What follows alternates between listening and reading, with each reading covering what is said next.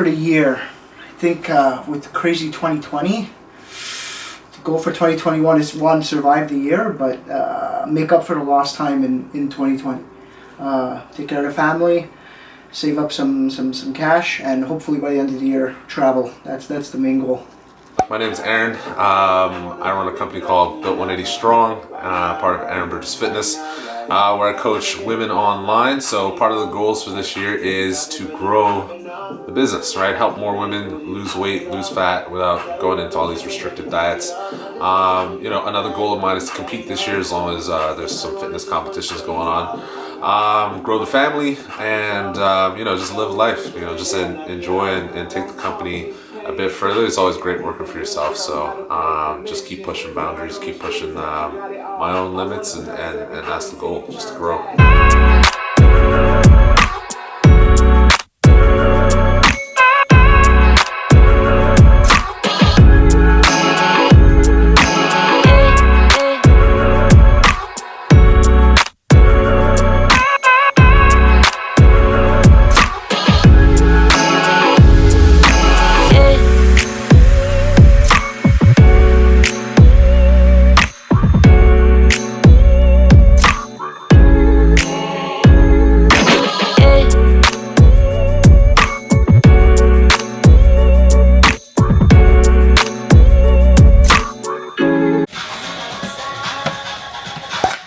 So fam, how'd you get into the tattoo game? Tattoo game? So I hopped into this one shop called Prestige Barber Shop, which is a split barber shop, split tattoo shop. I was there to just like braid hair, color hair, whatever. Mad close to here, probably 10 minutes away from my crib. I went in there, just seeing Puto, Papi Loco Tattoos, doing some tattoos, and I was like, yo, let me watch you. Let me be your apprentice. And after that, just picked up. Started tatting, getting all of clients similar to his clients, and that's it. What was your favorite moment, bro, when that made you want to stick with it?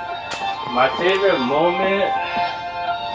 That's hard. Like, I don't know, just getting that pen. When they first gave me that practice pen and I was tattooing at home, it was kind of like when I picked up braiding, like that moment when I picked up a mannequin, I was braiding like crazy. It was the same thing. I picked up the tattoo pen, had the rubber spoon, played around. Like this was the stuff I did on the first day. Like this all line work shit. And then I just played with it, tattooed on this for like a week. After that, I just moved on to spin. And you do a lot of things. You braid hair, you color women's hair, and you do tattoos. Yeah, what would you? Hair, braid hair, color women's hair, color men's hair. Yeah, I do all that stuff. Tattoos. What advice would you give to someone who wants to get into the tattoo game, bro?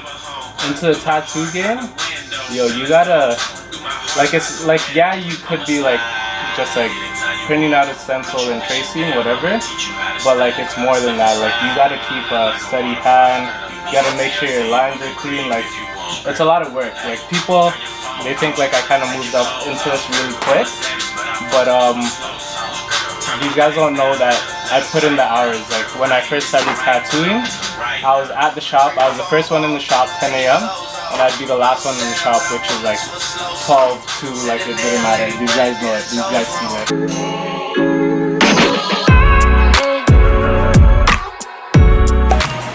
With my young homie Nico right now. What's going on? Nico's one of the hardest working young barbers I know. I only met him when he was like 17, and how old you say this now? I just turned 19 last month. 19 just now, man. He has a crazy studio at home. How'd you get into the barber game, bro? So I first started thinking about barbering when I was 14, 13 actually. Growing up, all my boys used to go to the sickest barber shops in the city. Oh, and I was born and raised in Montreal as well. So this was back in Montreal. And at the time, I was only going to the $7 Vietnamese salon that my parents would bring me to, right? Yeah, I know those ones. And my parents would never let me choose my own cuts because like they thought I was gonna like pick a bad haircut and look like a bad kid. And then I came to an age where my mom finally let me choose the haircut I wanted. Before I got the haircut, I asked my boys like, yo, what do I even tell my barber? Like I don't even know what to get. Yeah. my dogs are saying, "Oh, get the .5 fade and a lineup." So I'm okay. So I get to the salon. It was a lady that was cutting my hair, and I was like, I asked her to get if I could get the .5 fade and a lineup. She knew how to do a lineup. When I told her about the .5 fade, she was like, you know, a 1 fade to a 3 would look better on you. So I'm like, okay, fine, whatever. I didn't really know the difference. Yeah. Yeah, like I seen the gradients, and then she gave me a lineup. Mind you, that was my first haircut that I ever got to choose. So at the time, I thought it was clean, and I got home. And when my dad seen me after the haircut, he was happy. Yeah. So I'm like, okay, if Pops is happy, hopefully Mom's is happy too. I get home, she looks at the cut, she's like, oh, it's okay, I like it. I'm like, okay, cool. And then I asked her for the next haircut I was gonna get, if you could go to this barbershop in my area. And shout out to Danny, Rock Cuts. And me and him are already close because his daughter and my sister are the same age. So she would come over and like chill with my sis. So I went to the shop and I asked him the same thing, if I could get a .5 fade and a lineup. And mind you, Haitian barbers are like the sickest with the lineups, sharp lineups and everything. Yeah. And the fade, it didn't have to be the best fade, but if you had a crispy lineup, like everyone would go crazy. I remember that, yeah. Right? And like all my dogs, like they go crazy every time, you know, they get a fresh cut, they see their boys getting a fresh cut. And then I got to school. Oh, after the haircut, bro, like it was just a whole different feeling. Like the confidence, like just a big boost. And growing up, I was always fat, like I was always big. Like at the age of 8, I already knew like, yo, like I did not like how big I was. Like I was really self-conscious at a young age. And then when I got the haircut, it just, you know, it made me forget about my insecurities. Like I felt really good about myself. Yeah, of course. And after the cut, I realized, I'm like, bro, like this is something, like no one should ever feel insecure, you know? And like, I just want to give the same energy like to everyone else, right? Yeah. So that's when I started thinking about, you know, getting into barbering. And as I was searching up different haircuts to try, I was simultaneously learning without even knowing. Like as I was looking up like how to do lineups and like skin fades and everything.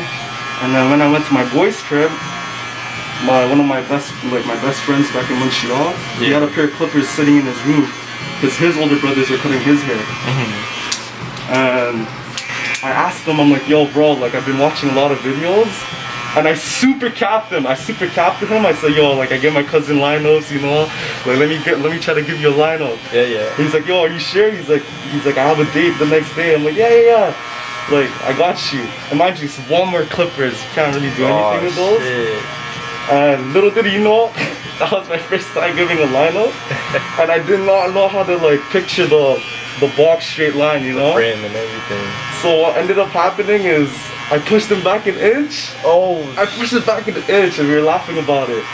And he's like, yeah, no, I'm not going to that date no more. And I'm like, we ended up just laughing about it. And I was like, yo, you know what, just to be even, like I'll push myself back. So I pushed my hairline back to an inch. And then we were just laughing it out. And then I went back home and I was talking to my dad.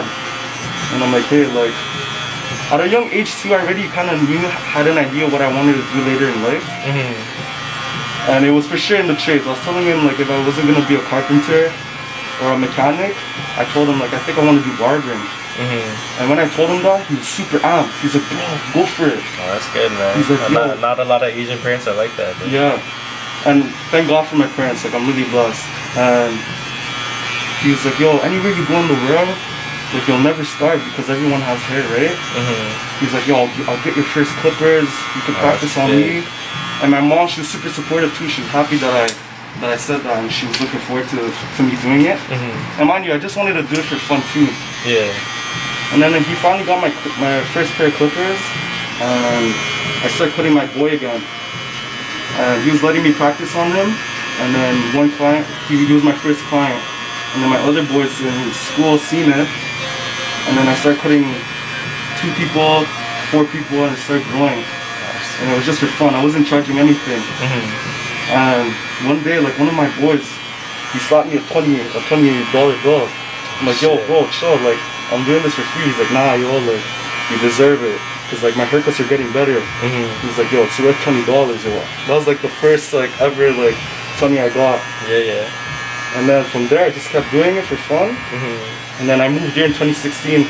So I started cutting hair in 2016 of winter, and then 2016 summer, that's when I moved to Toronto. Yeah. And then from there I just built up a clientele from high school, and then just word of mouth. That's crazy, bro. And what would you say is like your favorite moment in barbering that made you want to stick to it? Honestly, like if we didn't live in a world, in a system run by money, like I'd love to do this for free. Like, but obviously we need money to live. Yeah.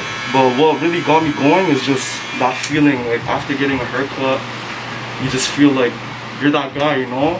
Like it's a different aura that you hold, different light. Definitely. And it's like, it lights up the room, you know? You feel good about yourself. And people enjoy being around people that are high vibes, right? Exactly, bro. And that's like self-care right there too. Like, taking care of yourself is good manners. And that's something like my parents taught me all the time too. And like also at a young age, like every time we go to church or something, I'd always like fix my hair. And that was always one thing. Like at the age of 6, I'd always like fix up, gel up my hair. So I was always into hair like from young. And then it's just funny to say that it's something I picked up later on, right? Yeah. There's gonna be a lot of young people watching this, man. So since you're only 18, right? 19. 19? Since you're only 19, what advice could you give to barbers coming up? Or people who want to get into the game?